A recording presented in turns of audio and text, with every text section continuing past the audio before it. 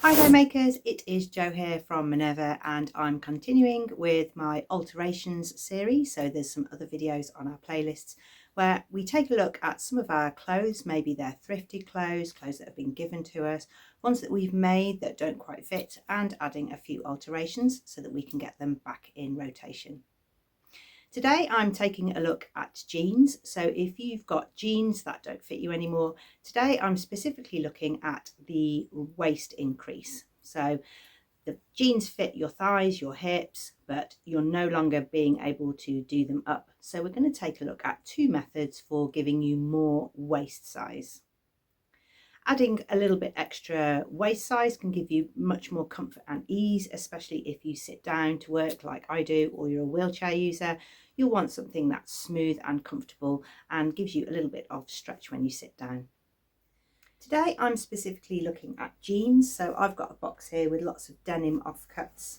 If I've shortened a pair of trousers, then I add the piece of fabric in here. If I've changed something from jeans to shorts, then I put those spare bits of fabric in a box so that I've got lots of different colour hues to choose from. If you've made your own trousers, then you might have a little bit of the fabric left over, which you can use to add as inserts. That'll give you a little bit more of a harmonious alteration. Or you could use stretch fabrics that will help you to add a little bit more ease. I've got two methods. One is super stretchy and super comfortable, and the other one puts a waistband back on, but I'm going to make a few changes. First up, let's take a look at the back yoke section of a pair of ready-to-wear jeans. Okay, so here is a pair that I've had a go at before. I tried to let out the side seams just by a centimetre, but I didn't take into account that the dye would be different underneath from the distressing of making jeans. So I've put that back, so I've put it back to where it was before.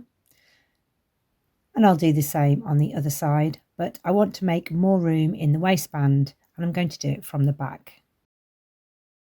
Okay, when I'm wearing them, they're quite high-waisted, so then the waist is really tight and snug, especially when I'm sat down. The thighs and the hips are all fine, it's just the waistband that needs a little bit of extra room. I'd like to try and add a sort of 4-inch ease here in these jeans so that they're more comfortable to do up. First of all, I'm going to take out the label and anything that disturbs this back panel. So I'm going to remove the belt loops. And then I'm going to take a measurement that's 1.5 inches from either side of the back belt loops. I'll probably mix up imperial and metric a little bit, so you might have to do your own conversions. I'll just add a pin here so that you can see where it is. Next, I'm going to unpick the back yoke top stitching. Once it's loose and free, we can take a measurement that is 1 centimetre or 1/2 inch seam allowance just inside our original line. You can decide your own seam allowance here, however you like to handle your fabric under the machine. Next, we're going to cut that yoke piece out. Looks a bit brutal, but we're going to replace this back piece here with another piece of fabric. We're going to use a stretchy fabric rather than a sturdy fabric to give us the 4-inch ease. I'm using a ribbing fabric, but you can use a piece of tubular rib, you can use cotton jersey, but it needs to be wider than your yoke because it's going to be gathered up. I folded the top down. It's a little bit longer than the original waistband, just so that I've got a little bit of space. I've had a little experiment here with some shearing to check I'm getting a good tension, and I've added some guidelines for shearing on the fabric. They're about 2 centimetres apart, but you might decide to add more or less. At the top, that's going to be a waistband with casings, but we're still going to shear that so that we get a really nice gather up on the waist.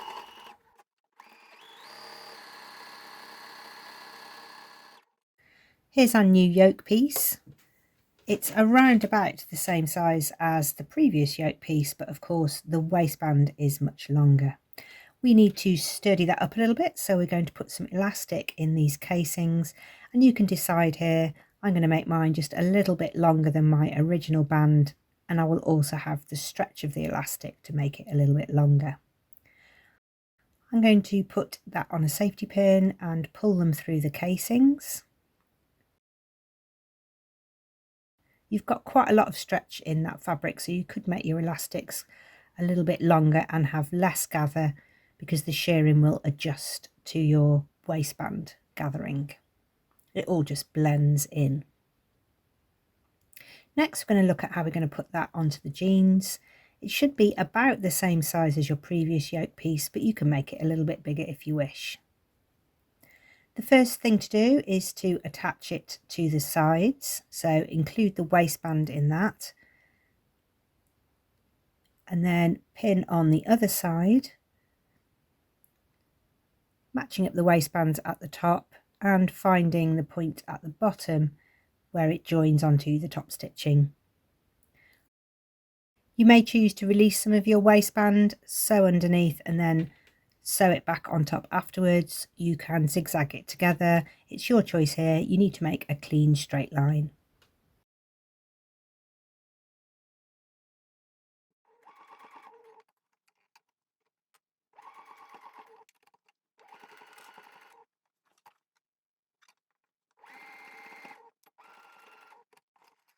Once that's attached, you can then think about attaching the bottom. You can top stitch here if you like as well to hold those seam allowances down on the inside. And here we're going to use the press of the fabric and put it on top of our shirred piece and top stitch. You can decide now how much you replace, but I'm going to put the top stitching back in the channels.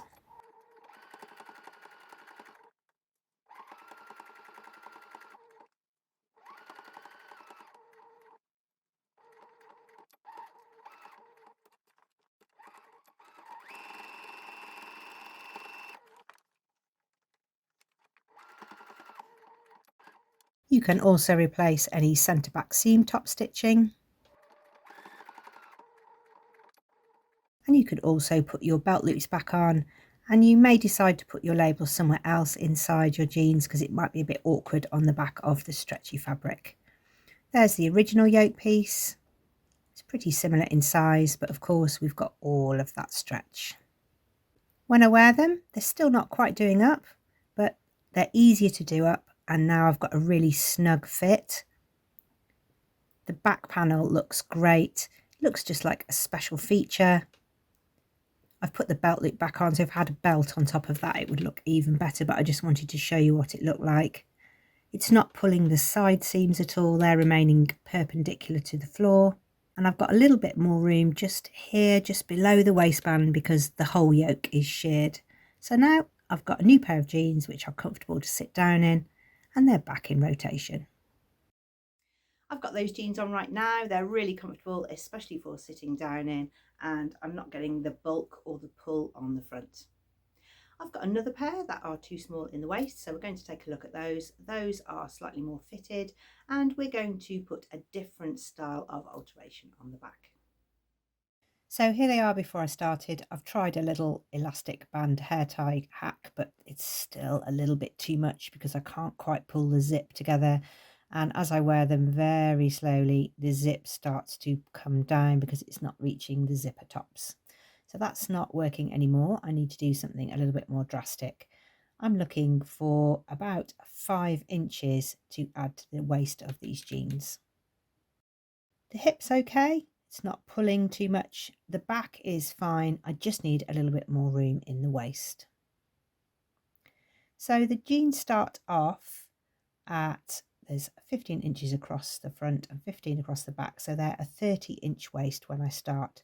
I don't want to disturb the fly at all, and I've got some rivets here in the pocket, so I want to avoid those. So I'm going to work on the back again.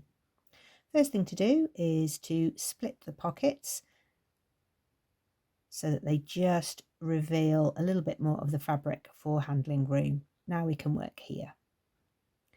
Halfway between the belt loops, it's 6 inches in my case, so I'm making a little mark at 3 inches, and that's where I'm going to split the jeans down into the pocket bag. If you need a bit more hip room, come further down into the pocket. If you need a little bit more waist room, you don't need to come down quite so far. Next, you're going to take a cut through the waistband to the length that you would like, where you want to add the most ease. This means now we can add some width to the back of the jeans. I'm going to try and add 2.5 inches in each of those cuts. That will make my final 5 inches. It's a good idea now to zigzag that edge because you're going to be manipulating the fabric, and especially if you've got a stretch denim, it will fray quite quickly. This is all zigzag now, so I've got a little bit of handling time, and I need to choose some denim. It's too light. This one is a little bit too distressed. I've got an offcut here from some Dawn jeans I've made in the past. That's a really good match. I've started with a baseline, and now I'm going to add 1/2 inch for a seam allowance, and my waistband is 1.5 inches. So then I need an inner waistband and an outer waistband. So this is the inner waistband, this is the outer waistband. Next we need to measure how long our dark cut is. In my case it's 4 inches, and I'm going to add a little bit more, so 4.5. I'm going to make a mark on the fabric at 4.5 inches. The piece I want to insert is 2.5 inches, so I'm going to mark that. Then I'm going to be adding a little bit of seam allowance, but I'll show you that at the end. I'm going to draw a guideline here for the whole piece that I'm working on, and then I'm going to make a triangle shape at the bottom. I don't need to include the waistband, that's separate to the triangle shape. I need to add some seam allowance to this, so I'm just going to do that in different colour. This is the orange seam allowance. I've got that one already, all the way around the outside.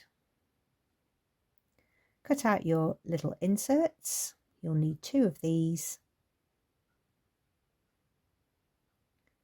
And then I'm going to just make a little press of the seam allowance on the top and fold the waistband over so that it makes the total distance of my original waistband, which is in my case 1.5 inches. And then I'm going to join the insert into the fabric that I've cut. So I'm going to pin, you might choose to clip. So when we fold it back, it will look really neat. When you sew it, make sure that you sew the waistband perpendicular and at a right angle, and then pivot for the dart shape. When you get to the end, do a little back tack. You'll need to do the same for the other side, meeting up your stitching with the final line from the previous step. Once you've done that, you've added some width to the back of your jeans, and you can just trim off anything that's slightly wobbled out of shape. It's going to be on the inside, so don't worry about that. And then you're going to think about which way you're going to have your seam allowances, so whichever feels comfortable when you try them on. And then we can start to think about replacing some of this top stitching. There's a few lines here that we can blend back in, but we haven't disturbed the belt loops, and I'm lucky here I've got a navy blue top stitching thread. I've got this all pressed flat and in a really nice smooth position. I just want to make sure that that stays nice and flat when I'm top stitching from the right side. So I'm going to put a little bit of temporary glue there just to hold that down, so when I stitch from the other side I don't get it twisted at the back. Now I can add as much top stitching as I like. If you're finding when you're top stitching your foot is tipping up, then you might want to use a bulky seam aid to make sure that your foot is horizontal. You can also use packed and folded bits of card will work as well. I'm flipping in and out of focus here, but it's because I'm really close, but I'm trying to blend that seam line back in with the original top stitching. Doing the same there across the top. Just make sure that anything that's poking out is hidden away, so you've got a good finish.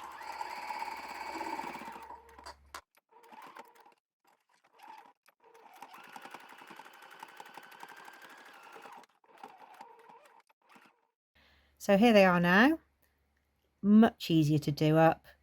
I can lock the top of the zip, and on this pair I usually wear a belt, and on the back you can see, because I've added so much, I have altered the shape of the waistband a little, but when you wear a blouse or a shirt on top it looks fine. The belt does cover up some of those inserts, but I wanted to show you them without the belt as well. But when you see when I put the blouse over, you can't see the top. and they look really great from the front. If you like to do a front tuck with your shirt, you can cover the back completely if you wish. Really pleased with these. Those inserts have given me a little bit more room here in the upper hip, not quite so tight. I am getting a little bit of distortion on the outseam. It's tipping forward, and that's because I've put all the adjustments at the back and none at the front. But I'm happy that my jeans are back in rotation. You can use here stretch fabric, and that will give you a little bit more ease if you wish. As you saw when I was wearing them, you'll see that the back waistband is slightly distorted here. And that's because I've added quite large wedges to the back. When I wear them, it straightens out, so it's okay, and when I've got a shirt or a t-shirt on, it will be covered up. And it's because I added quite a lot, so the front remains the same at 15, and when I take it from side seam and walk it across the back waist, you can see that I've added those 5 inches that I wanted. I've got to 20 inches across the back. Add that to the 15 from the front, I'm up to my 35 inches in total. The bigger the wedges you add, the more you'll distort the back of your jeans. Today I'm wearing my Bowden jeans that I altered, and on top I've got the Marie shirt from By Hand London. It's a beautifully detailed shirt with cuffs, buttons, frills, a pie crust collar, gathered sleeve heads, and the front is all pin tucked with a button band, but I've got one of my hand knits on top because I really love the vibrant colours. If you've got an alteration you would like to see, then you can leave that in the comments below and we can consider that for our future videos. Think about tops, jackets, trousers, skirts. There's lots of different ways to alter your clothes. If you know how to alter your clothes, it might mean a little bit of a safety net for when you make your clothes, because if you make them and they don't have the right fit or the fit that you wanted, you can return to them and put anything right that's not a great fit for you. We would love to see what you have been making, so do make a free account over at Minerva. You can share your makes there, add a photograph, a description, show us what fabrics you've used, and if you've made an alteration, that's also really useful for our sewing community. You can show us a before and after, or you can show us a piece that you took out mid project. That's also helpful too. You can get more of our sewing inspiration and information over on our YouTube channel. It's free there too. If you subscribe, you'll have access to all of our fantastic sewing content. That's it for now, so we will see you again soon.